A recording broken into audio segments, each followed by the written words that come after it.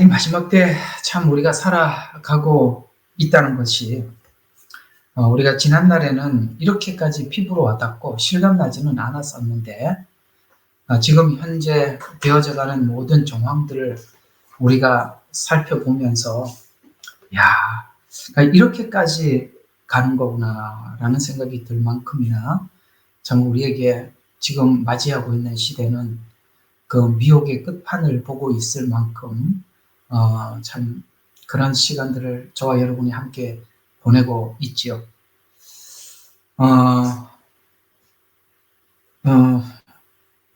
이 성경에 보면 이런 말씀을 하고 있습니다. 이 마지막 때 두 가지 특징이 있대요. 하나는 사람들마다 이렇게 사랑이 식어져 간다. 그리고 사람들이 우리를 그러니까 미워하겠다. 그 다음에 서로 잡아주고라는 이 말은 이게 이런 말들이 있어요. 예를 들어서 우리 교회 안에 있는 사람들이 교회를 그러니까 고소하고 고발하고 그렇게 해서 이게 교회가 교회를 믿지 못하게 하고 성도가 성도에 대해서 불신하게 하고 대부분 이제 우리가 얼마 전에 이 가나안 교인들이 굉장히 많이 생겼지 않습니까? 이 가나안 교인들이 생겨서 이제 교회를 안 가게 되는 분들이 요즘 참 많이 있게 되고, 근데 어쩌다가 교회가 여기 교회가 참 갈만한 교회 같다 싶어서 가면 또 교회 또 상처를 받고 다시는 교회 가지 말아야지 이렇게 해서 주저앉아 버리는 분들도 우리가 간혹 보게 되고, 제가 또 그런 상담들도 가끔씩 하게 됩니다만, 저는 여러분들에게 이렇게 권면해 드리고 싶습니다. 여러분 있잖아요. 사랑이 식어집니다. 그러니까 서로 미워할 겁니다. 그 다음에 그렇게 되면 무슨 문제가 생기느냐면 이 마지막 때 하나님께서 만나기 위해서 하나님이 주선하는 사람들이 있습니다. 예를 들어서 우리 마태복음 24장 끝부분에 보면 종말을 마지막에 쭉 설명하다 끝에 가서 마지막 때를 따라 양식을 나누어 주는 종이 있습니다. 그 종을 꼭 만나야 돼요. 여러분 혼자 이걸 극복하고 넘어갈 수 있다라고 자신하지 마십시오. 하나님께서는 히브리서에 말씀하시기를 마지막 때가 되면 될수록 모이기를 패하는 사람들의 습관을 따르지 말라고 합니다. 왜 모이기를 패합니까? 교회 가기를 꺼려하는 것입니다. 교회에 대해서 불신하는 것입니다. 그거 사단이 만들어 놓은 함정입니다. 그렇게 하시면 안 돼요. 여러분 있잖아요. 우리가 일부분 그런 상처를 주는 사람이 있으면 여러분들 스스로가 그 상처를 치유하셔야 돼요. 주님 안에서 치유를 하셔야 돼요. 아시겠습니까? 절대 제가 권면을 합니다. 정말 권면을 하는데 스스로 해결하는 법을 지금부터 익히셔야 합니다. 교회 상처받아서 못 간다. 사람들하고 이제 관계하지 못하겠다. 왜 내가 만약에 이렇게 예레미야 눈물방에 있더라도 나는 절대 얼굴 안 보여주고 그냥 뒤에서만 은혜 받고 딱 어느 순간 나하고 틀리면 빠지겠다. 여러분 그렇게 마음먹으면 그냥 끝에 가서 혼자 가셔야 됩니다. 왜 그러냐면은 너무나도 지금 시대는 이 성경을 너무너무 쪼개놔서 어느 정도 우리가 서로 맞춰가더라도 어느 시점에 가면 또 여러분과 제 사이에 다른 의견을 가질 수 있어요. 왜? 너무나도 많이 쪼개놨기 때문에 그렇습니다. 수만 가지로 성경을 쪼개놨고 수만 가지 신학이 나와서 얘기를 들어보면은 쭉 가다 보면 어디서 딱 걸리게 돼 있어요. 그러면 또 갈라지고 또 하다 보면 그러면은 아무도 대화할 사람이 없다. 만날 사람이 아니요. 하나님께서는 하나님의 종을 만나게 하고 여러분들과 함께 가라고 이게 하나님의 원래 원칙이에요. 근데 왜 이렇게 자꾸 빠져나가느냐면 여러분 상처를 받아서 사람들하고 이제 관계하지 말아야지 하지 마시고 여러분들이 그걸 스스로 치료하는 법을 배우셔야 돼요. 절대적으로 배우셔야 됩니다. 아시겠어요? 치료하는 법을 배우시란 말이에요. 왜 우리가 하나님 주신 은혜가 그렇게 약합니까? 이렇게 상처가 나면 그거 하나 치유. 우리 주님은 우리의 영과 혼과 육을 치료할 말씀을 가지고 그런 파워 있는 말씀을 오늘 여기 철장을 다스리는 권세를 주실 만큼 하나님의 말씀 강력한데 우리에게는 어찌 약간의 상처도 치유를 못하는 것입니까? 그건 그만큼 여러분들에게 말씀이 아무 무능력한, 아무 의미 없는 그런 말씀이 되어 있기 때문에 그렇습니다. 스스로 치유하셔야 돼요. 그리고 적응하셔야 됩니다. 돌파하시라는 말이에요. 치고 나가라는 말이에요. 그냥 이기셔야 돼요. 여기 보면 이기는 자라는 이 전투적 용어입니다. 전투 용어예요. 하셔야 돼요. 꼭 권면을 합니다. 아셨죠? 할 수 있지요? 마이크 다 꺼놓고 아멘 하세요. 다 듣고 있어요? 자, 오늘은 이 두아디라 교회에 대해서 여러 가지 마지막 때 형태의 미혹이 있을 것을 설명을 하다가 이런 말씀을 하고 있어요. 우리 20절 한번 보시죠. 자, 내가 두어 가지 책망할 것이 있나니 이는 자칭 선지자 이세벨이라는 여자를 용납함이라 그녀가 내 종들을 가르친답니다. 여러분 이게 이제 신학입니다. 하나님의 종을 가르쳤어요. 그런데 그 가르친 신학은 이세벨의 머리에서 나온 신학입니다. 이게 참 할 얘기가 너무 많아요. 근데 이게 제가 여러분 이 방에서 신학에 대해서 이렇게 많이 가르쳐 드리지 않으려고 합니다. 좀 안 가르쳤으면 좋겠어요. 그러니까 진짜만 많이 배우시면 가짜는 여러분 스스로 분별을 하니까 굳이 해줄 필요가 없어요. 여러분들이 진짜만 계속 보면 가짜는 보자마자 알아내는 거니까. 신학이 이렇습니다, 저렇습니다, 신복음주의가 이렇습니다, 자유주의 신학이 이렇습니다. 이런 얘기는 굳이 할 필요가 없어요. 그런데 배우다 보면 저절로 알게 될 테니까. 그러나 우리가 이제 이 로잔 대회가 9월 며칠 날이 21일인가? 그때부터 이제 한국에서 열리기 시작하는데 이 정체에 대해서 이제는 좀 목사님들 중에 많은 분들은 이제 세계 신학의 흐름, 그 다음에 대중을 모아서 뭘 하려고 하는지 이제 처음에는 뭣도 모르고 좋은 이름을 가지고 좋은 목적을 내걸고 그래서 합류를 했습니다만 나중에 하다 보니까 이거 거짓이고 가짜고 속임수구나 하고 이제 많은 목사님들이 이제 알게 되어서 이제 WCC 정체나 NCCK 등 정체나 신복음주의 정체나 지금 현재 하고 있는 이제 9월달에 있을 로잔 대회는 이런 정체들이 그 뒷 배경이 뭔지 이제는 알고 많은 목사님들이 반대하기 시작했고 반대 목소리가 점점 커지고 있는 것은 참 다행스러운 일이라 생각을 합니다. 그러나 또 우리 예레미야 문물방 교회나 우리 주생명 선교 교회도 이제 그래도 제가 이 부분을 제가 보는 관점 안에서 여러분들에게 한번 꼭 정리해야 할 필요가 있다 싶어서 오늘 이 시간은 요한계시록 강의를 잠시 1시간 좀 멈추고 이 내용을 여러분들과 함께 정리를 해 보도록 하겠습니다. 자, 이게 이제 표면적 내용과 다른 목적을 가지고 참 아주 나쁜 이런 거 이제 제가 여러분들한테 설명을 하면서 속으로는 막 엄청 화가 나고도 그래요. 어떤 측면에서 화가 나냐면은 이게 앞에다 이렇게 표면적으로는 좋은 목적을 가지고 한다고 그렇게 해요. 근데 실제 보면 아니란 말이에요. 성경의 요한계시록을 보면 이런 말씀이 있죠. 그러나 실상은 이런 말씀을 하잖아요. 거기가 지금 어떠한 것이다. 그러나 실상은 이런 말씀을 하고 있지 않습니까? 그렇죠?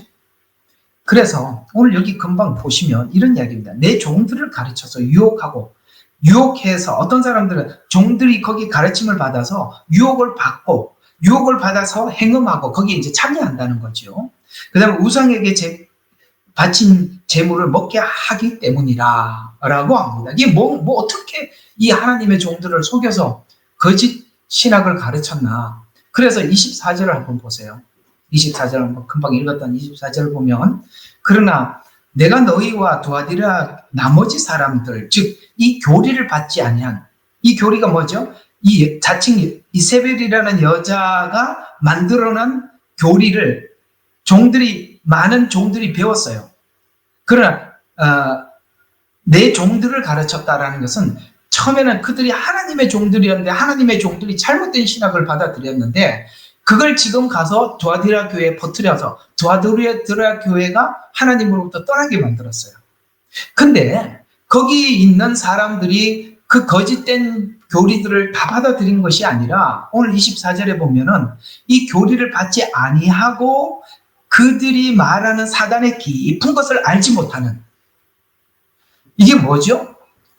지금 이 이세벨이 만든 교리를 가르쳤는데 받아들이지 않은 사람들이 있어요. 왜 그들은 안 받아들였을까요? 이 교리가 복음과 다르다고 생각을 했기 때문에 안 받아들인 거예요. 그래서 너희들이 그걸 분별하고 안 받아들인 너희들에게는 내가 뭐를 하냐면은 다른 짐을 너희에게 지우지 아니하겠노라. 그러나 너희가 이미 가진 것을, 이게 뭐죠? 처음에 받았던 복음, 이미 받았던 것을 이미 가진 것을 내가 올 때까지 굳게 잡고 가야만 하는 것이 이 마지막 때 우리가 해야 될 일이라는 거예요. 근데 이 초대교회에는 이세벨이라는 한 여자가 하나님의 종들을 신학교에서 거짓 교리를 가르친 이 정도였지만 지금은 너무나도 다양하단 말이에요. 너무나도 다양하다는 거예요. 그러니 우리가, 저와 여러분이 해야 될 책임이 뭐냐면 이 주님께서 처음 주셨던 이 복음을 저는 계속 되새겨서 여러분들에게 전해야 되는 것이고, 여러분들은 처음 받았던 복음을 끝까지 지키려고 하는 이 두 가지, 이 마음이 여러분과 제 사이에서 조금도 변질함이 없이 계속 만나져야 되는 거예요. 이걸 우리가 계속 하게 될 때 주님이 우리에게 다른 짐을 지울 것이 없다라고 말씀하고 있습니다. 여러분 있잖아요. 잘못된 복음을 굳게 믿고 있는 것처럼 정말 그걸 교정하기가 얼마나 어렵겠어요.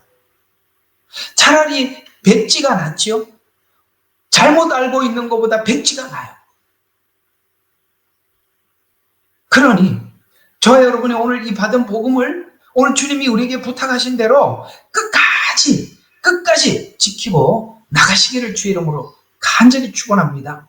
이걸 다 이기면 뭐 한다고요? 민족을 다스리는 권세를 준다. 27절에는 철장으로 다스리는 권세를 준다. 이게 뭐예요? 천년 왕국에 들어간다는 얘기예요. 우리 천년 왕국에 썼던 용어들이지 않습니까? 자, 어쨌든 오늘 이야기는 안 하니까 한번 보도록 하죠. 자, 표면적으로는 표면적 내용과 다른 목적을 가진 로잔대회. 로잔대회는 이미 종교통합이, 이 로잔대회 이전에 있었던 종교통합이 있었죠. WCC, NCCK라는 이런 단체가 있었습니다. 그래서 이거는 분명히 우리가 이제 다 드러났죠. 이건 종교통합 운동입니다. 그렇죠? 종교통합 운동이 으로 시작된 것입니다. 자, 그런데 이 주최 측에서는 이렇게 이야기를 합니다. 이제는 우리가 WCC와 NCCK를 반대하고 있는, 이게 종교통합 운동이니까 그걸 반대했던 우리들을 향해서 이렇게 얘기를 했어요. 아니다. 우리는 WCC와 NCCK와 다른 선상에서 출발한 것이다. 라고 그렇게 자꾸 해명을 해요. 거기가 함정이에요. 아닙니다. 그래서 화가 나요. 이 나쁜 사람들이에요. 같은 사람들이 진행을 하고 있으면서 마치 자기들은 전혀 다른 사람인 것처럼 이렇게 계속 이야기를 하는 거예요. 저는 여러분 이 대회장이 누군 줄 아시죠? 정말 그분 그럴 줄은 몰랐어요. 네? 왜 그런지 모르겠어요. 왜? 정말 왜 그런지 모르겠어요. 왜 그런지 좀 묻고 싶어요. 실상은 이 연장선상에 있는 운동입니다. WCC는 우리가 알고 있는 대로 세계교회연합회죠. 1948년에 설립된 에큐메니칼 교회연합기구로서 전 세계의 다양한 기독교 교단들이 연합해서 이런 슬로건을 내걸었어요. 협력과 일치. 이걸 이제 협력하자, 일치. 이런 추구하는 목적을 가지고 WCC가 출범하게 되지요. WCC는 초교파적으로 이런 이야기를 합니다. 사회 정의, 평화, 인권 문제 등에 대한 적극적인 목소리를 내야 한다, 교회가. 이게 함정이에요. 이게 함정입니다. 제가 이제 지금까지 이렇게 복음을 고수하고 복음을 전한 사람으로서 제가 극히 말하기를 꺼려하는 말들이 있습니다. 몇 가지가 있어요. 첫 번째, 정치와 관련된 이야기. 왜? 정치 이야기를 딱 꺼내는 순간 모든 사람들의 관심 안에 이 정치에 대한 각자 개념, 자, 한번 봅시다.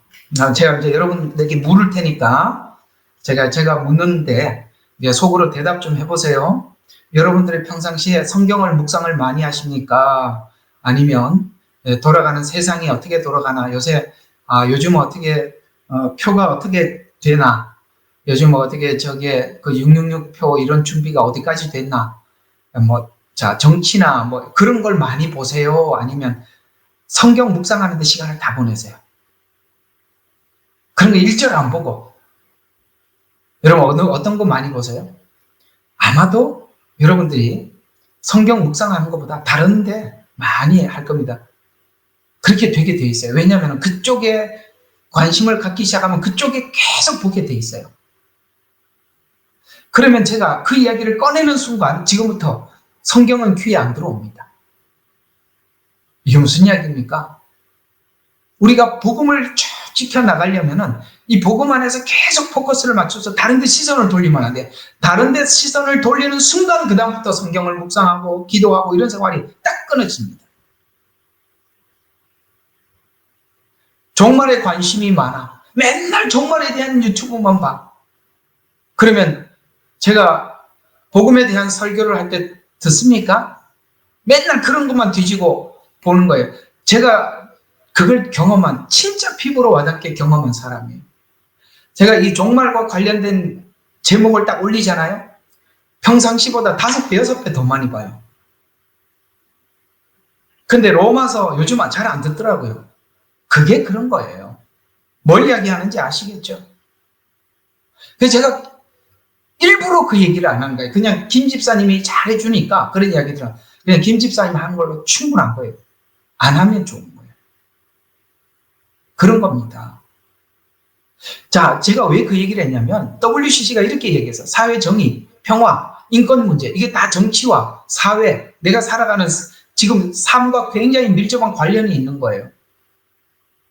그러니까 사람들이 우리가 복음으로 세상을 변화시키자. 우리 힘으로 바꾸자. 우리가 예수 믿는 사람들이 돈을 벌어서 힘을 가져야 된다. 공부를 해서 높은 자리에 올라가서 다스려야 한다. 이게 콘스탄틴주의라는 거예요. 콘스탄틴이 힘을 가지고 기독교를 시켰더니 그 핍박이 끝났지 않냐. 그렇게 됐잖아요. 그렇게 사람들에게 외치기 시작하면 우리가 십자가를 지고 자기를 부인하고 이런 실험을 하는 게 아니라 거기서 졸지에 벗어나는 거예요. 확 벗어나서 이게 십자가를 질 게 아니라 힘을 가져야 되는구나. 이렇게 돼버리면 여러분 어느 게 쉬워요? 십자가 지는 게 쉬워요? 힘이 세지는 게 쉬워요? 힘 세지는 게 쉽죠. 돈 벌어서. 다른 사람들도 굽신굽신하고 시키면 말도 잘 듣고. 기독교 복음은 그렇게 하는 순간 망하는 것입니다. 과거에 서양이 복음을 전하고 선교를 한답시고 그들이 돈과 실력으로 갔습니다. 그러나 그 선교를 한다고 돈과 실력과 힘으로 갔던 나라들은 선교를 전부 다 실패했다는 걸 아셔야 합니다. 선교는 함께 살고 함께 십자가 지고 함께 울고 함께 나눌 때 그 복음이 그곳에 세워지는 것입니다. 정반대잖아요. 사회 정의, 평화, 인권. 그러다 보니까 이제는 교회 모임이 이런 모임이 돼버린 거예요. 아시겠습니까? 여기면 사람들 눈이 확 뜨이는 거예요. 확 몰려드는 거예요. 이게 다 어디서 나온 건지 아십니까? 이게 부흥신학에서 나온 거예요. 부흥신학. 교회를 키우자, 힘을 키우자, 여기서 나온 거란 말이에요. 그래서 오늘 여기 이런 슬로건이 실상은 기독교 복음의 약화가 목적이다. 오늘 왜 약화가 되는지 아시겠죠? 네, 사회 정의, 나가서 싸우자. 이게 더 더 나에게는 속이 시원한 일이란 말이에요. 뒤집어 엎자. 촛불 집회 나가자. 얼마나 좋아. 거기 여러분 얼마나 많은 교회가 참여했습니까? 겉으로는 교회 연합을 표방하지만 실제로는 종교 통합해서 오직 예수 그리스도의 복음. 여러분 기독교 역사상 5천만이 넘는 사람이 순교를 당했습니다. 그들과 함께 사회 타협하고 대화하고 그렇게 했더라면 순교했겠습니까? 왜 그들이 순교했겠습니까? 오직 이 복음을 지키기 위해서 그 많은 사람들이 순교하며 피 흘려 지킨 교회예요. 그걸 한꺼번에 몽땅 갖다 바치는 겁니다.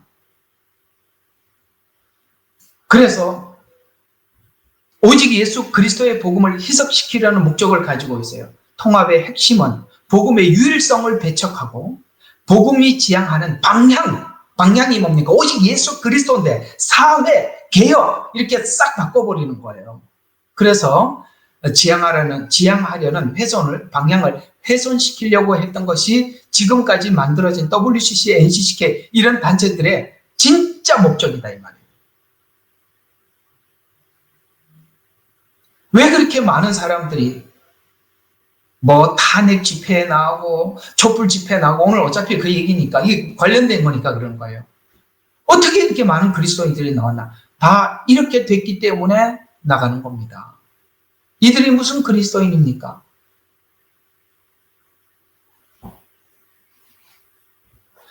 또 다른 목적, 기도, 복음을 정치적으로 사실 이용하기 위해서 이렇게 이들이 주장한 것입니다. 어차피 오늘은 이 정치와 관련이 있으니까 그런 부분과 함께 묶어서 말씀을 좀 드리도록 하겠습니다.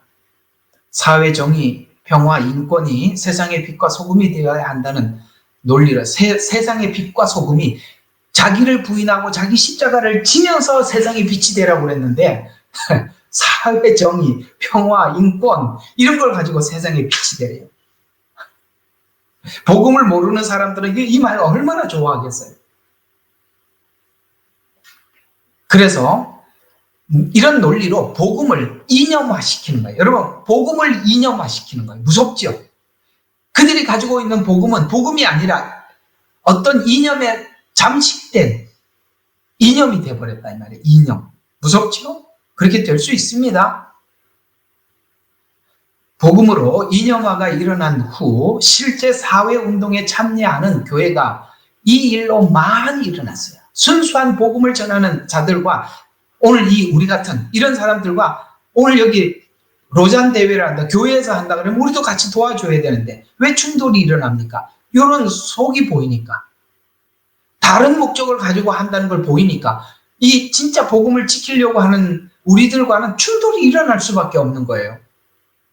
어떻게 동조할 수가 있습니까? 전혀 동조할 수 없는 일이죠.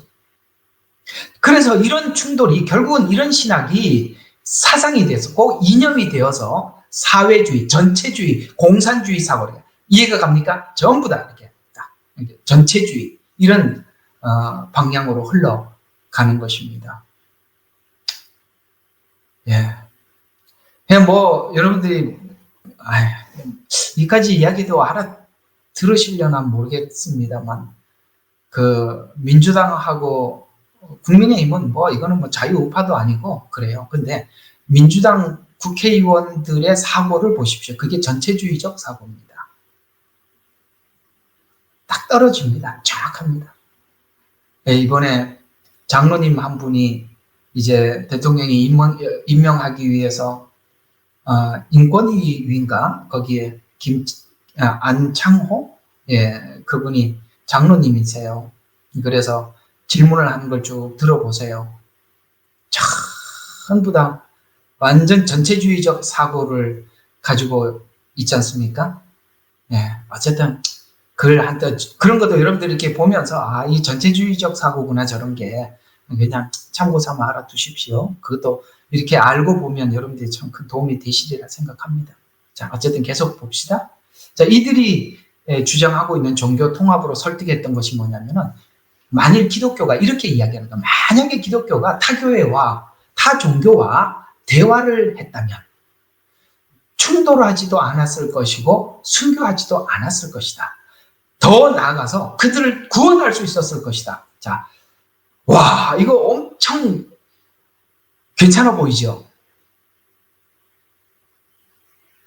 대화를 시도했더라면, 여러분 대화를 시도했더라면, 자, 이렇게 한번 봅시다. 이건 뭐 이게 막연한 이야기가 되지 않고 진짜 우리의 피부에 와닿는 이야기로 제가 풀어서 설명을 하면은, 여러분들이 만약에 오늘 이제 안 못해 설교했잖아요. 낮 시간에, 그죠? 여러분들 안 못해였는데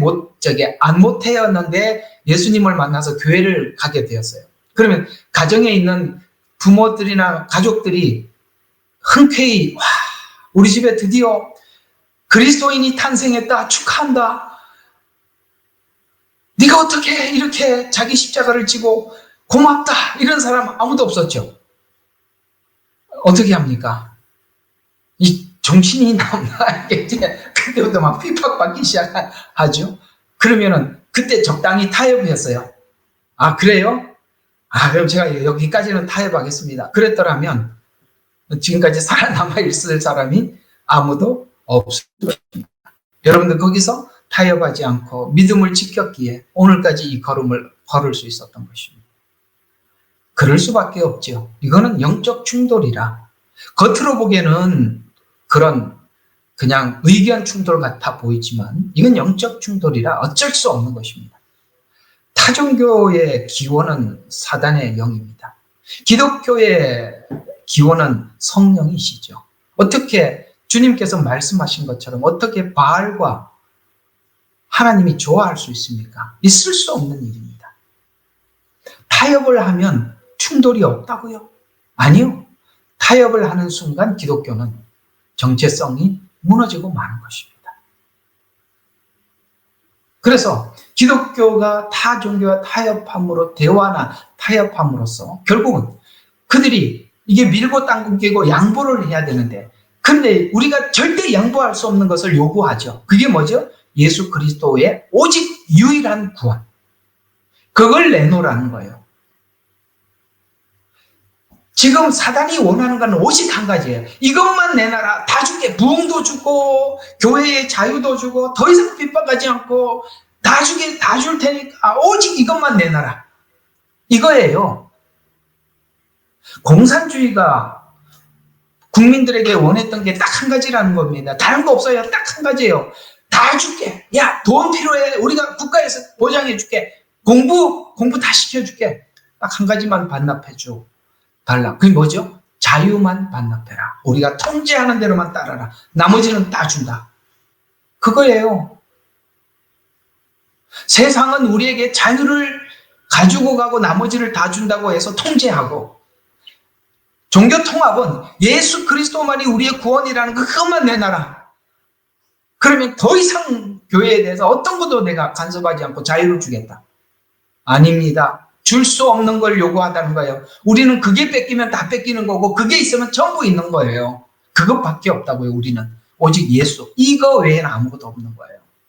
바로 그걸 달라고 하는 거지 않습니까? 그래서 대화하면 양보해야 되는데, 양보하면 이 부분을 내줘야 되는 거예요. 그럴 수 없죠. 아니 이게 보이는데 어떻게 그들과 협력하겠어요? 자, NCCK는 한국기독교협의회라고 부르는 것입니다. NCCK는 WCC의 한국 지부로 한국 내의 개신교 교단 간의 협력과 연합과 협력을 목적으로 1924년에 설립되었고, NCCK는 한국 교회가 하나의 목소리로 이 사회적 문제에 대응할 수 있도록 돕자라고 했습니다. WCC 목적대로 인권, 평화, 통일, 환경 문제 등에 적극 참여하고 있어요. 이들이 말하고 있는 통일은 우리가 이해하고 있는 자유민주적 통일이 아니에요. 환경, 여러분 환경이라는 이름으로 얼마나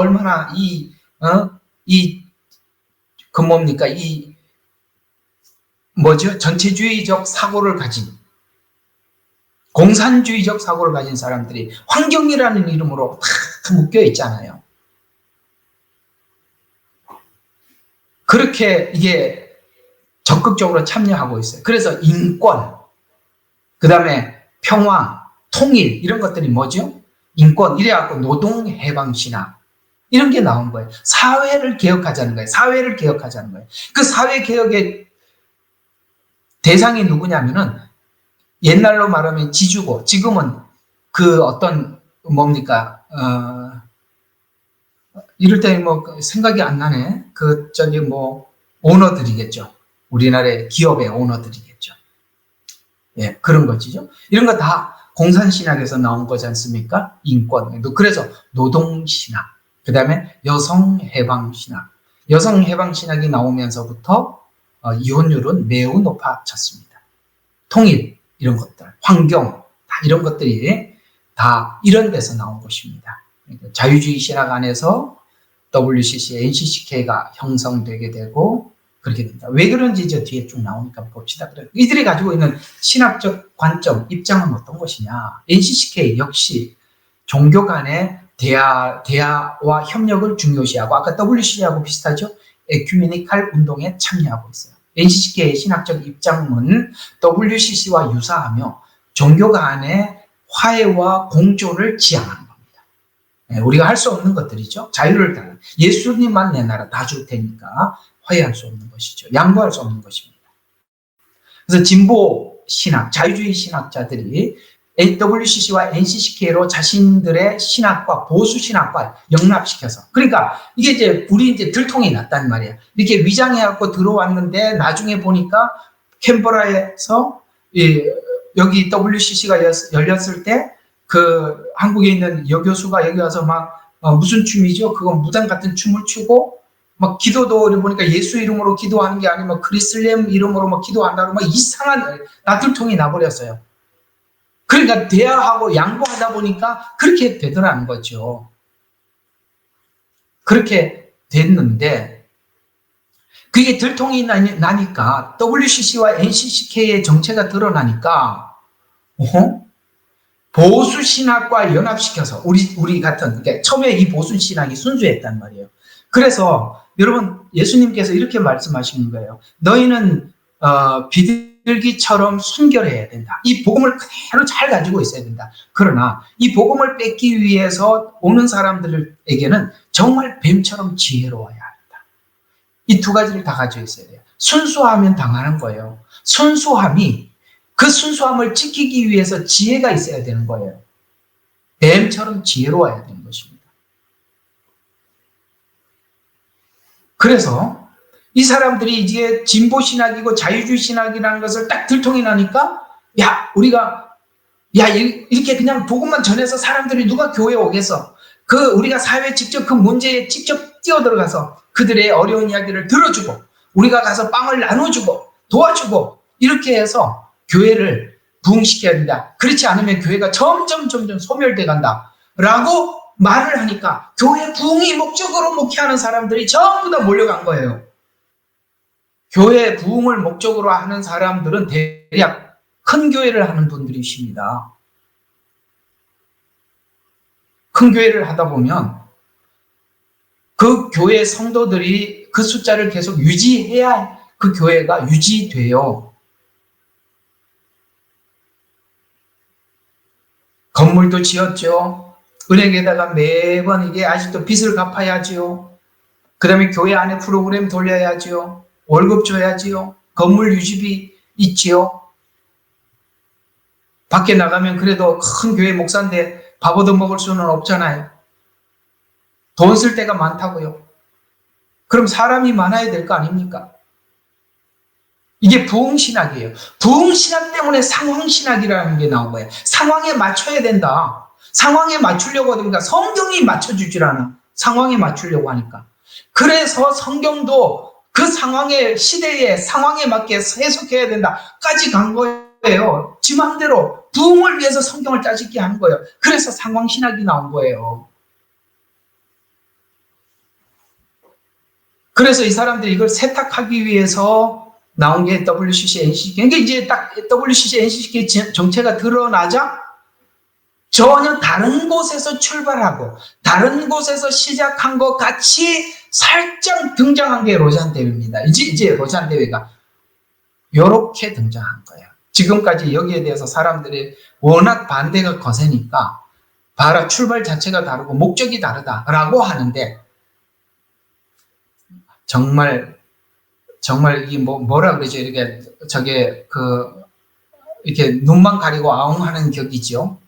우리가 그걸 모릅니까? 여기 참여하고 이걸 주도하는 세력들이 대부분이 다 WCC, NCCK 했던 사람들이 여기에 그대로 참여하고 있는데, 참, 나 정말 사람을 정말 기만하는 거예요, 이건. 자, 그래서 이 로잔 대회를 알려면 필연적으로 알아야 될 사람이 있습니다. 빌리 그라함입니다. 자, 이 빌리 그라함에 대해서 우리가 알아야 됩니다. 원래는 이 빌리 그레햄은 신복음주의자예요. 신복음주의가 WEA인데, 이게 신복음주의가 진짜 문제가 많습니다. 그러니까 신복음주의는 저번에 내가 한번 신복음주의에 대해 자세히는 설명은 안 했지만 간략하게 한번 지나간 적이 있어요. 어쨌든 그 배경에 대해서는 오늘 그 얘기는 안 하려고 하니까, 어쨌든 요거 로잔대에만 좀 초점을 놓치지 말아 보도록 하죠. 이게 이제 신복음주의 이런 게 이제 출발은 했는데, 이게 사람들한테 먹혀 들어가지 않는 거예요. 먹혀 들어가지 않는데,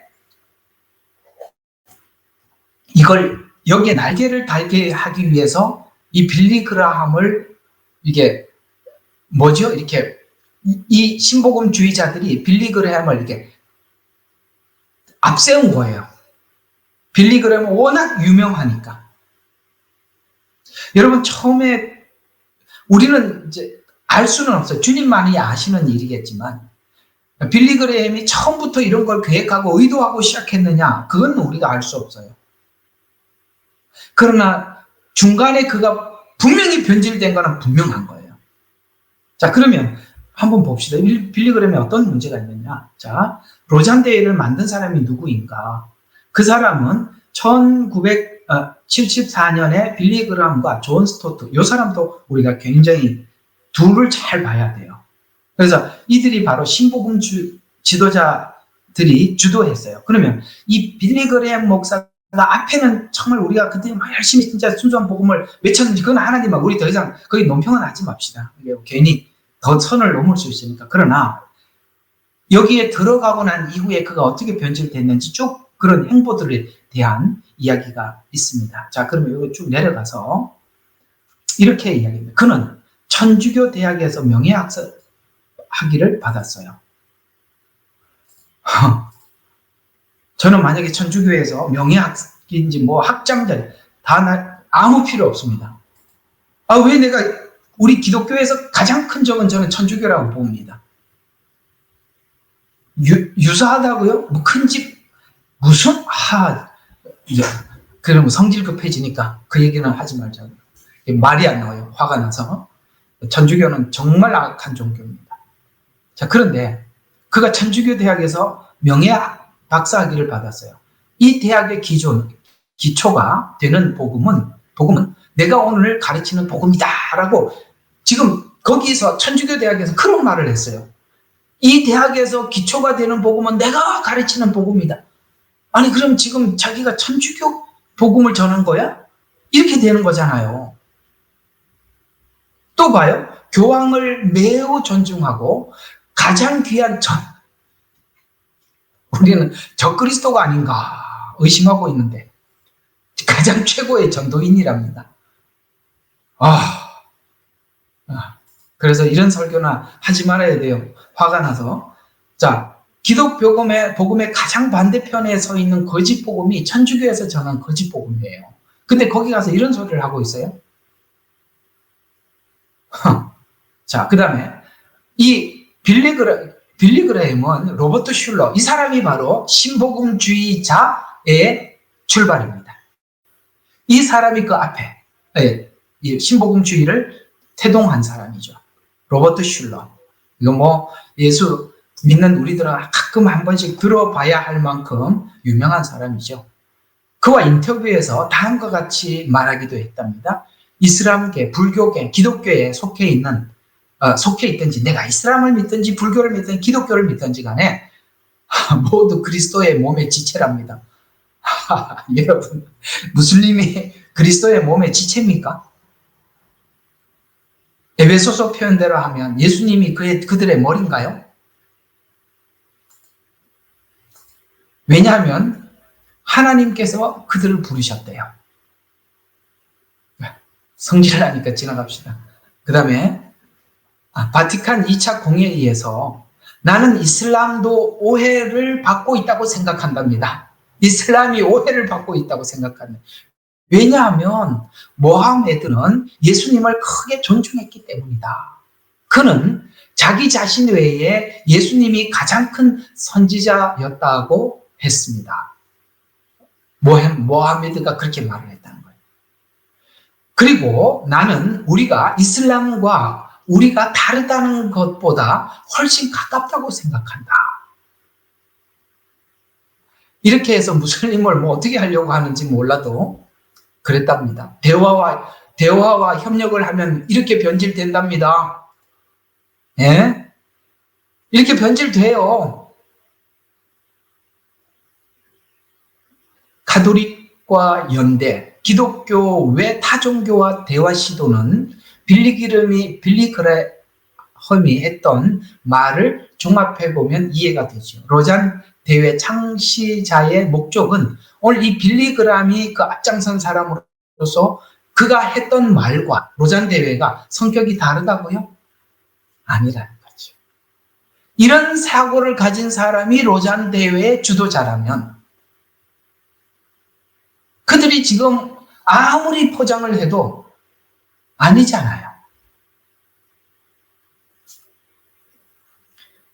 자, 그래서 우리는 빌리그레험이 주장했던 근본주의 복음주의자들을 받아들일 수 없는 요구들, 이런 요구들을 했어요. 에큐메니칼 운동과 협력해라. 근본주의 복음주의자들은 절대 받아들일 수 없는 WCC와 천주교와 협력하자 했어요. 우리는 절대 협력할 수가 없죠.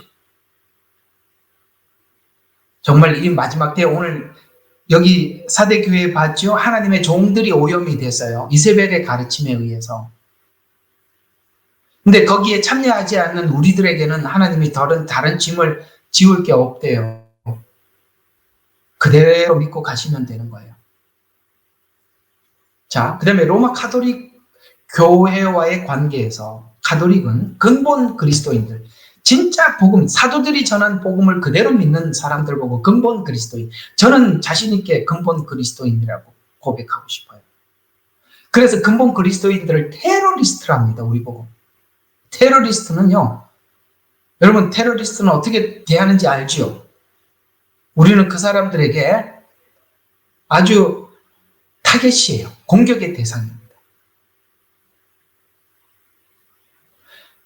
우리는 다른 사람들이 매우 비슷한 흡사한 그리스도인들이 우리를 테러리스트라고 지정할 만큼 그런 사람들이에요. 그렇기 때문에 우리가 하나가 되고 합력해야 돼. 약간의 차이점들은 그냥 수용하고 받아들이자고요. 네.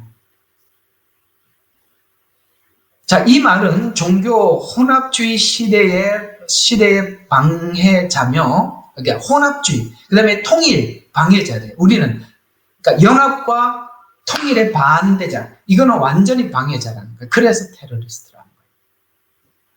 우리는 적그리스도가 교회를 통해서, 그러나 우리는 적그리스도가 교회를 통해서 세계를 통합할 것을 오늘 요한계시록이 거짓 선지자들의 활동에 의해서 적그리스도 정치 세력으로 이렇게 연합하게 되는데 그 가장 앞에 거짓 선지자 곧 이런 자들이 있다는 거. 우리가 성경을 통해 하나님 다 가르쳐 주셨어요. 요한계시록에서. 그래서 우리는 이 여기에 대해서 익히 예언을 통해서 익히 잘 알고 있어요. 로마 가톨릭은 절대 기독교의 가치와 하나 될 수 없는 자들이다. 그들은 완전히 우리와 하나가 될 수 없는 사람들입니다. 또 가톨릭과 연대는 자연스럽게 다른 종교와 대화와 타협하고 받아들이게 되어 있어요. 거기에 가장 주도하는 앞장선 세력이 누구냐? 교황이에요. 모든 종교 통합에 가장 앞장서 있는 사람이에요. 빌리 그레햄은 다른 종교에 대한 존중하고, 다른 종교는 존중하고 대화 협력을 강조하지만 이 문제는 타 종교에도 구원이 있다고 주장을 합리화시켜 사실은 뭘 하고는 우리 기독교인들이 배교를 주장하는 것입니다. 정말 이것이 배교라고 봅니다. 또 지옥에 대한 구원과 지옥과 구원에 대한 발언에 대해서 이런 발언을 했어요. 그가 생애 후반부에 가서 설교와 인터뷰에서 볼 수 있듯이 지옥에 대한 경고나 예수 그리스도를 통한 구원의 유일성을 이런 복음을 전하기보다는 하나님이 심판 대신 사랑과 은혜를 베풀 것이다. 하나님의 공의는 사라졌어요. 하나님의 사랑이라는 말과 은혜라는 말로 심판 대신 모두에게 하나님이 은혜를 베풀 것이다. 라고 이런 발언을 자꾸 부각을 시켜서 결국 예수 그리스도를 믿지 않는 사람들까지 또 그들에게도 하나님이 긍휼을 이게 자유주의 신학에서 아주 강하게 작용하는 거예요. 하나님의 공의는 심판이에요. 사랑은 구원이에요. 그래서 구원을 크게 만들어서 공의를 이렇게 사라지게 만들어요. 하나님이 심판이라는 말을 빼버리죠. 그렇게 해서 하나님 만민 구원론 이렇게 해갖고 만민이 다 구원을 받는데요. 여러분 만민이 구원을 받아요? 믿는 자가 구원을 받아요? 여러분들이 속으로 이렇게 대답하셔야 돼요. 아니 목사님 그걸 질문이라고 하십니까? 이렇게 대답해 주세요. 그걸 질문이라고 합니까? 만민이 구원받습니까? 아니지 않습니까? 자, 그 다음에 공개적인 정치 참여와 도덕적 타협에 대해서 말을 했는데 이런 모임을 주도했던 세력들이 자연스럽게 로잔 대회에 그대로 참여하고 있어요. 앞에 있는 이런 것을 주장했던 사람들이 로잔 대회에 그대로 참여하고 있어요. 이것이 바로 세탁했다는 가장 분명한 증거입니다. 자, 그 다음에 거기에 함께 동조했던 존 스토트 목사, 아까 둘이라고 그랬어요. 누구죠? 빌리 그램이 현장에서 설교로 사람들을 끌어모았어요. 그러나 이 존 스토트는 신학을 정립했어요. 그런 차원에서 우리 여러분 종교 개혁을 할 때 루터는 현장에서, 칼빈은 신학으로 똑같은 형태예요. 자, 그렇게 보면 그는 어떤 성향의 신학자인가 봅시다. 첫 번째, 지옥과 영원한 형벌에 대한 그의 주장과 입장은 이렇습니다. 지옥과 영원한 형벌에 대해서 전통적이고 보수적인 신앙, 우리의 입장과 다르게 그는 지옥에서는 영원한 고통보다는 하나님께서 지옥 간 자들을 멸절시킨다는 거예요. 그래서 이렇게 표현하고 있어요. 이는 구원받지 못한 자들이 영원한 형벌을 받기보다는 존재 자체가 소멸된대요. 그럼 소멸될 것 같으면 아이고 지옥 예수 안 믿고 천국 안 가고 그냥 안 믿고 말지 나 그냥 내 마음대로 살래. 맞지요? 왜? 지옥 가면 영원히 소멸돼 버리는데. 그게 이렇게 되는 거예요. 나 천국 안 가고 그냥 예수 안 믿고 내 마음대로 살다 갈래. 이 말하고 똑같은 거예요. 영혼 멸절설. 이건 성경에서 말하는 영원한 형벌과 전혀 다른 견해예요. 멸절설의 문제는 죄의 심각성. 그러니까 죄를 짓는 데서 자유를 주는 거죠. 나이 맘대로 죄 짓고 살다가 천국 가면 너 착하게 살다 천국 갈래? 그럼 넌 그렇게 살면 나는 보이지도 않는 하나님 믿지도 못하겠고 그냥 내 맘대로 살다 갈란다. 지옥 만약에 보내면 나 그냥 지옥에서 영혼이 멸절되고 마는데 괜찮아. 그 무슨 상관이 있어? 이렇게 되는 거죠. 그 얘기 아닙니까 지금?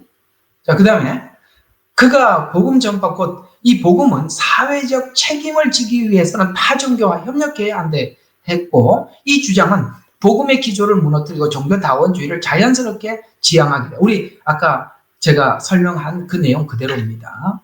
그 다음에 사회적 책임과 총체적 복음을 강조했어요. 로잔 대회의 목적이 복음 전파와 함께 사회적 책임을 다하라는 거예요. 그것을 강조하면서 복음이 영혼 구원에 국한되지 말고 사회 정의, 빈곤 퇴치, 인권 보호 활동을 포함해야 한다. 이것을 보고 총체적 복음이라고 부르는 것입니다. 최근에 요즘 최재영, 이제 이름이 생각났습니다. 그 최재영 목사라는 사람이 그 미국 시민권을 가지고 있고 북한에 갔다 오고 여러 번 뭐 사진도 찍고 그래갖고 요즘 국회 그 뭐 누구죠? 김건희 여사 무슨 명품백인가 그걸 전달해 준 것 때문에 국회에 와서 증인으로 서서 이야기를 할 때 이제 국회의원들이 막 이렇게 질문한 거예요. 오늘 막 어차피 그런 이야기 들으니까 정치 이야기는 오늘 하루는 합시다. 그래서 물었어요. 목사님 맞습니까? 이렇게 이제 어떤 여 국회의원이 물었습니다. 목사가 어떻게 그럴 수 있습니까? 뭐 이렇게 쭉 이야기를 거짓말을 할 수 있습니까? 뭐 그렇게 목사님은 원래 교회에서 영혼들을 위해서 수고하고 영혼 구원을 해야 되는 거 아닙니까? 그게 원래 목사의 사명 아닙니까? 라고 했더니 그분이 뭐라고 이야기했냐면은 그것도 일부 있고요. 이렇게 대답하더라고요. 딱 요 사람입니다. 거기서 교육을 받으면 딱 이렇게 되는 겁니다. 여러분 그것도 있는 겁니까? 그게 전부입니까? 그게 전부잖아요. 이 사람이 이해하고 있는 구원은 사회 구원이에요. 우리 한국이 썩었다는 거예요. 한국이 부패됐다는 거예요. 그래서 우리가 북한처럼 만들어야 된다는 거예요. 그 일을 위해서 윤석열이를 뭐라 그러죠? 그 중간에 나가는 거 탄핵시켜야 되게. 그러려고 이걸 명품백을 만든 거예요. 여러분 이렇게 교육받은 한 모델을 보고 있는 겁니다. 이렇게 된다니까요. 중국에서 추방돼서 나와서 어디 이제 서울의 어느 빌딩에 볼 일이 있어서 가서 이제 시간이 조금 이제 늦은 시간이었어요. 그 1층에 보니까 목사들이라고 잔뜩 모여서 무슨 회의를 합디다. 총회 같은 걸 합디다. 총회인지 노회인지 잘 모르겠어요. 그래서 이거 목사님들 여기 무슨 총회를 하는구나 하고 그냥 봤어요. 밖에서. 그 다음에 잠시 쉬는 시간이 되는데 전부 다 나와서 담배 한 대씩 피우더라고요. 깜짝 놀랐죠. 야 여기는 담배 피우는 목사들만 모였구나. 다들 그냥 아무렇지도 않아요. 그래서 이상하다 싶어 나중에 봤더니 이쪽 사람들이었어요. 우리가 복음이 사상이 될 수 있다는 걸 아셔야 돼요. 복음이 이념이 될 수 있어요. 복음을 이념화시켜서 사상이 되어서 사회를 개혁하고 사회를 어떻게 이 사람들은 성경은 그저 같은 공감하는 성경이 말하는 그래서 하나님을 모르는 사람들에게 출애굽기가 뭐냐라고 물으면 그들이 억압에서 바로는 하나의 억압하고 있는 어떤 권세를 가진 힘을 가진 억압하는 어떤 힘이에요. 그 억압하는 힘 아래서 자유를 뺏긴 자들이 자유를 찾아서 나온 게 출애굽이다. 되게 맞아 보이죠? 여러분들 예수 믿는 이유가 자유를 네, 무서워서 말이 안 나와요. 그러려고 예수 믿었습니까? 전혀 다른 해석 자체가 다르다 이 말이에요. 전혀 다른 세계관을 가지고 성경에 접근해 들어가는 거예요. 그래서 사회정의, 빈곤퇴치, 인권보호 이런 말들은 인권이 보호가 되고 사회정의를 세우려면 이런 민주국가는 차별이 생겨서 안 된다. 차별. 누구는 부자고 누구는 가난하고 차별이 있다. 봐라 저쪽 세계를 봐라. 얼마나 괜찮냐. 차별이 어디 있냐. 다 국민이고 다 차별이 진짜 심한 곳이 그곳인데요. 자, 그 다음 그렇게 하려고 하니까 성경은 해석은 유연해야 한다. 유연해야 된대요. 그래서 부흥을 위해서 교회가 이런 일을 위해서 모여야 돼. 그러니까 부흥을 위해서 그 상황에 맞춰야 되는 거야. 이해가 가요? 농촌이면 농촌에다 맞추고 도시면 도시에다 맞추고 그 지역에다 다 맞춰 상황기나. 그래야 성공을 한다는 거야. 그래서 여러분 그 미국의 생긴 얼굴만 기억이 나는데 긍정의 힘 막 외쳐대는 그 이상한 사람 하나 있죠? 체육관에 막 사람도 막 터져나갈 만큼 많이 모이잖아요. 그죠? 누구예요? 이름 좀 마이크 좀 해봐. 조엘 오스틴이요. 조엘 오스틴. 항상 사모님 옆에서 있어. 그런데 이런, 맞아요. 조엘 오스틴. 이게 다 여기서 나온 거예요. 긍정의 힘. 여러분, 신앙이 긍정의 힘인가요? 우리가 긍정적인 사고를 하면 긍정적인 사고대로 됩니까? 그래서 이 존 스토트는 성경의 해석에 있어서 유연한 접근을 취했고, 이것이 바로 자유주의 신학이라고 하는 것입니다. 자기 주장에 맞는 해석을 만들어 내놓기 위해서 유연하게 해석해라라는 뜻이 되는 것입니다. 그래서 전통적인 해석을 반대하고 복음을 왜곡했습니다. 그래서 그렇게 되면 금방 성도들이 진리에 눈이 감겨요. 진리를 10년, 20년 교회 다니면서 가르쳐줘도 설교 5분 하라 그래도 못하는 장로들이에요. 왜? 진리에 관심이 없어요. 그런데 사회에 나가서 야, 당신 가지고 있는 돈 가지고 이것 좀 해봐 그러면 눈이 확 띄어가고 바로 가세요. 진리는요, 하나님을 향한 진심이 없으면 아무리 가르쳐도 귀에 들어오질 않는데, 이런 것들은요, 한 번만 이야기하면 바로 고쳐버려요. 사람들 전부 다 시선을 진리에서 떠나서 사회로 향하게 만들어요. 다른 곳에 시선을 돌리게 만드는 거예요. 그게 지금 한순간에 교회가 눈이 그쪽으로 다 돌아가 버린 겁니다. 얼마나 많이 돌아갔는지 몰라요. 자, 그래서 우리 빌리 그레이엄과 존 스타트는 로잔도 대회에서 어떻게 하냐, 역할을 분담했어요. 서로 역할을 분담했을 뿐이에요.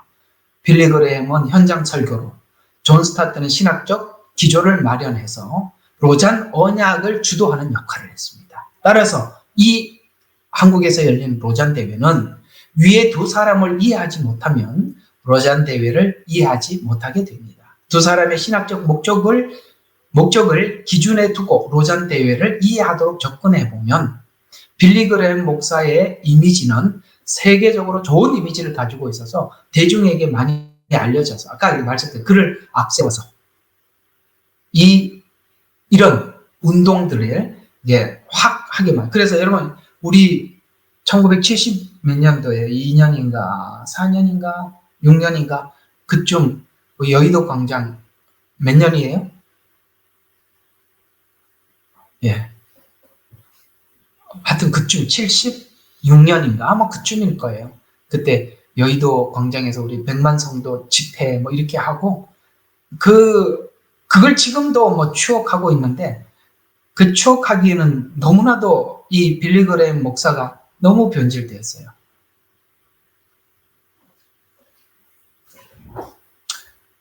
자, 저는 이제 제 개인적인 간증입니다만, 주님께서 이 교회를 세우시고 난 이후에 숫자를 세지 말라 하셨습니다. 통장이 얼마인지 살피지 마라. 그래도 저는 가끔씩 살핍니다. 혹시 부족하지 않나? 뭐 채워넣어야 될 게 있지 않나? 뭐 나갈 거는 없나? 그래서 살펴야죠. 그렇지만 거기 매이지는 않습니다. 살피긴 하지만. 두 번째, 교인들 숫자 세지 말라. 이게 사람들이, 목사님들마다 다 부흥에 대한 진짜 갈망이 있어요. 그 부흥에 대한 갈망이 있다 보니까 상황신학에 들어가 보면 이 상황에서는 이렇게 하고 저 상황에서는 저렇게 하고, 누구는 그 상황을 잘 이용해서 크게 부흥을 했다 그러면 거기 확 몰려갖고 세미나 듣고 자기들도 그렇게 하려고, 이런 게 굉장히 많아요. 그래서 사실 이 부흥을 내려놓고 하나님께서 맡겨준 양떼만 열심히 내가 양육해서 그 양떼들만큼은 하나님 앞에 세워야 되겠다, 이런 마음으로 목회를 하면 이런 데 휘둘리지를 않는데, 자기도 부흥을 해야 되겠으니까 부흥을 하려고 그러면 반드시 여기에 귀를 기울이게 돼 있어요. 여러분, 사단이요, 어떻게 해야 사람들 넘어뜨리는지 잘 알기 때문에 이 쓰는 이 술수는 너무나도 사람들이 나한테 딱 맞춘 걸 딱 맞춰갖고 딱 갖다 주는 거예요. 요렇게 하면 성공한다 하고 딱 갖다 주니까 그냥 바로 받아버리죠. 그걸 내려놔야 오늘 이런 거짓된 이런 데 휘둘리지 않는 것입니다. 그래서 동조할 수밖에 없는 상황으로 몰고 가서, 그래서 누구는 하나님께서, 자, 이런 얘기죠. 사단은 이 빌리그람이라는 한 인물에 대한 영향력을 너무나도 잘 알고 있었기 때문에 그 영향력 있는 사람, 그 영향력에 대해서 하나님이 내려놓으라 그러면은 항상 그게 있어야 돼요. 제가 신학교 다닐 때 어떤 교수님이 실천신학 교수님이셨는데 그때는 정말 그게 이해가 안 갔어요. 근데 그게 얼마나 깊은 이야기인지 알겠어요. 근데 그 얘기를 들었을 때 누구도 어떤 신학생도 그 말을 수용하지 못했을 거예요. 저도 정말 그래야만 하는가 이런 생각이 들었던 한마디가 있었어요. 여러분, 목사는 떠날 준비를 하고 죽을 준비를 하고 세 가지 준비를 하라고 그랬는데 하여튼 그게 아주 마음속 깊이 남았어요. 죽을 준비를 하세요. 무슨 말이냐? 하나님이 거기다 개척을 시키고 거기다가 양떼들을 붙여주면 그 양떼들과 함께 그 교회에서 죽을 준비를 해라. 죽을 때까지 해라. 거기서 죽어라. 그러나 죽을 준비를 하고 죽으라고 하고 있는데 하나님이 떠나라 그러면 떠나래. 아, 그게 얼마나 둘이 안 맞아. 죽을 준비를 하고 갔는데 떠나라니. 실제 저도 그런 마음으로 했던데 2번 떠났거든요. 죽으러 갔는데 하나님이 가라 그래서 갈 수밖에 없어서 나왔습니다. 2번이나. 그게 그 말이구나.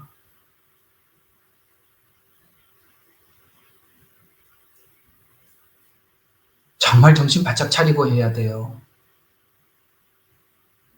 내 생각대로 하는 게 아니에요. 그래서 정말 어떻게 순수하게 그렇게 했더라도 본인이 처음에는 의도하지 않고 그 일을 하더라도 자기 인기와 명성 때문에 내려놓을 수가 없어서 그들의 요구를 들어줄 수밖에 없어서 그렇게 갔던, 어쨌든 이런 사상이 들어오면, 이런 복음이 들어오면 그렇게 변질되더라 라는 것에 대해서 오늘 우리는 빌리그램의 한 생애를 보면서 우리는 많은 생각을 하게 하는 것입니다. 또 하나는 이 앞에 있었던 WCC나 NCCK는 교회연합운동이라 그래가지고 교회를 파괴시키러 들어왔는데 로잔 대회는 선교운동이라 이렇게 해서 선교사들이 타겟이 된 것 같아요. 제가 보는 관점이 그래요. 이번에 선교 단체들마다 흥분해 있습니다. 선교가 안 됐거든요. 실패했거든요. 너무 전전긍긍하고 있는 이 상황에 로잔 대회를 함으로써 야, 우리가 지금 가서 복음만 들고 와서 죽으라고 고생해도 안 되더라. 거기서 우리가 사회에 침투하고 사회에 참여해서 그들과 함께 뒹굴고 그렇게 갔는데 그 방법을 상황신학이라는 방식으로 가르쳐 주니 야, 우리가 뭔가 선교에 새로운 획을 긋는 게 아닌가 이렇게 해서 선교사들이 마음이 들떠 있어요. 그나마 그래도 선교사들이 복음을 지키고 있었어요. 유지하고 있었다고요. 이제 이 선교사들마저도 그저 선교지 부흥 이런 데로 함몰이 되기 시작하면 야, 정말 이게 앞으로 어떻게 될지 저는 모르겠습니다. 그냥 저는 제 길을 가겠습니다만 보여지는 이런 모든 정황들을 봤을 때 우리가 위기가 아닐 수 없습니다.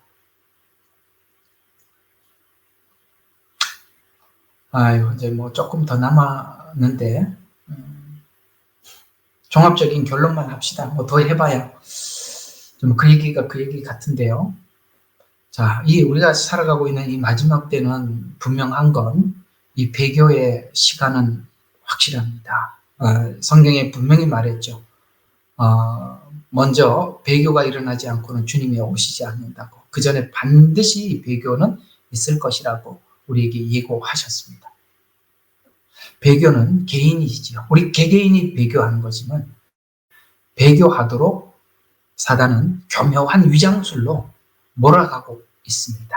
공감하시지요? 너무나도 방법이 다양해졌어요. 그렇게 몰아가고 있습니다. 이 몰아가는 데 있어서 오늘 이 두아디라 교회에 하시는 경고를 잘 받아들여야 합니다. 여기에 나머지 사람들은 이 교리를 받지 아니하고 라고 했습니다. 우리는 순수한 복음을 보아야 하고 가져야 하며 마지막까지 지켜야 합니다. 그래서 25절 보니까 이미 가진 것을 내가 올 때까지 굳게 잡고 있어라. 이렇게 부탁하고 있다는 것이죠. 그래서 이 배교하도록 몰아가기 위해서 자유주의 신학이 등장함으로써 이게 바로 저는 이게 오늘 여기 이세벨이라는 여자가 이 신학을 만들어서 낸 것처럼 이 자유주의 신학은 모든 악한 신학의 아주 어머니와 같은 근본이라고 봅니다.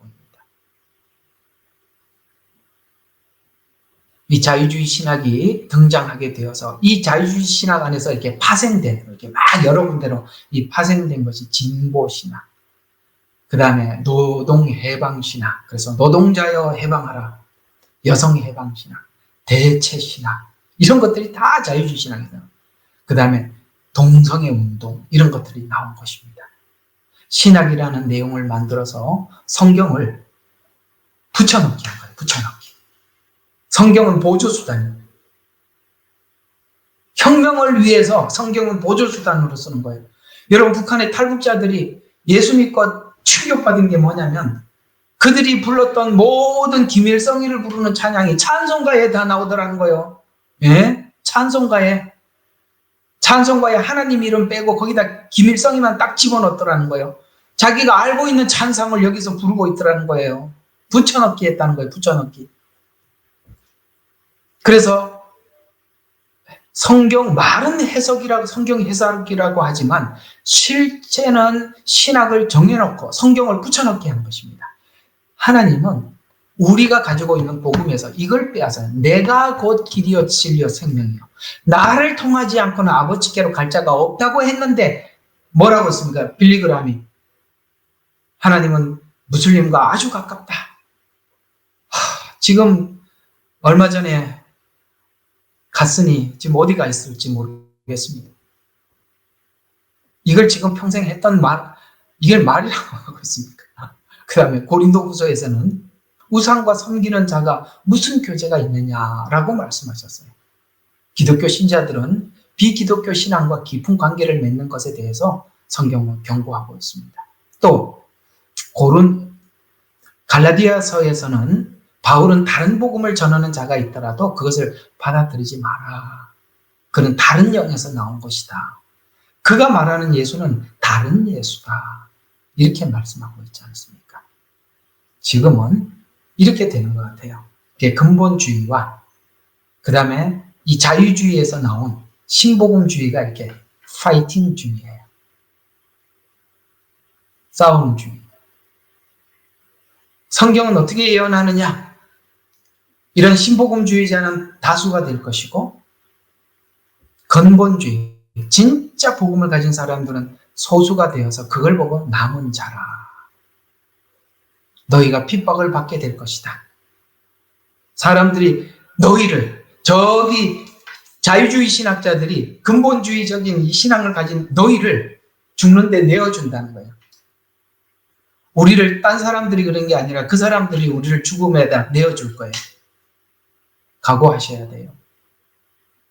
우리가 거기에서 우리가 부인하지 않고 살아남아야 되는데 우리 교회 안에 있는 작은 문제들, 조금 마음 상하고 이런 것 때문에 여러분들이 그걸 여러분 스스로 해결하는 능력을 지금 갖지 못하면 뭘 하겠습니까? 속을 넓히세요. 복음으로 여러분의 그릇을 키워야 하는 것입니다. 스스로 면역을 만들어 가셔야 되는 거예요. 혼자 삭히고 울어서 준비하셔야 돼요. 너그러워지셔야 돼요. 자, 오늘은 여러분들과 함께 로잔대회 뒤쪽에 숨어있는 음모에 대해서 여러분들과 함께 나누어 보았습니다. 이 일에 많은 선교단체, 대형교회가 앞장서서 이 일을 하고 있습니다. 대형교회는 그 교회만의 영향력이 아니라 그 대형교회 목회자가 함께 영향을 받는 타교회 많은 사람들이 함께 있다는 것도 아셔야 되는 것입니다. 지금은 이렇게 집단 배교 시대가 우리 앞에 와 있습니다. 주생명 선교교회와 우리 예레미야 눈물 교회는 오늘 로잔 대회에 대한 입장을 오늘 이렇게 밝혀드리는 바입니다. 기도하고 오늘은 너무 시간이 지났어요. 마치도록 하겠습니다. 하나님, 밖으로 드러난 그들이 주장하고 있는 말보다 그 뒤에 있는 음모와 술수를 발견하게 도와주십시오. 성경은 말합니다. 마지막 때 이 사단은 가장의 일꾼이라 라고 했습니다. 가장은 그 앞은 화려하고 사람들을 위하는 것 같고 정말 정의를 위하는 것 같아 보이지만 사단은 우리에게 요구하는 것 한 가지입니다. 예수 외에도 구원이 있다라고 인정만 하면 모든 걸 주겠다라고 하지만 우리는 그것은 우리의 생명과도 바꿀 수 없는 우리의 가치입니다. 주님, 이것 때문에 우리가 순교를 당할 수도 있을 것입니다. 그럼에도 불구하고 우리는 믿습니다. 주님이 우리를 기다리고 계시노. 그러기에 우리가 아버지 하나님 타협하지 않고 믿음으로 하나님 앞에 나갈 수 있도록 도와주십시오. 작고 사소한 충돌은 우리 안에서 있는 작고 사소한 충돌은 너그럽게 받아들이고 이해할 수 있는 너그러움을 주시옵소서. 행여나 하나님께서 만나고자 하는 만남조차 이를까 합니다.